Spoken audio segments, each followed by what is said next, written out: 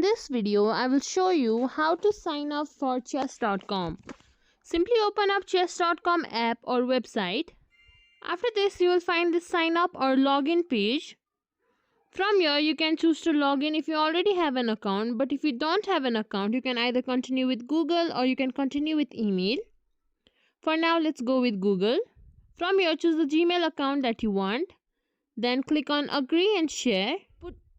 Now if the account is already logged into your device, it will not ask you for a password. After that, you can set up a username. From here, choose a username that is not already taken. Once you see the tick mark, click on continue. Now it will ask you about your chess experience. Simply click on whichever status that you think you are. After that, click on continue. Now you can see various chess players or various chess champions here. Click anyone that you like as your coach. After that, simply click on continue.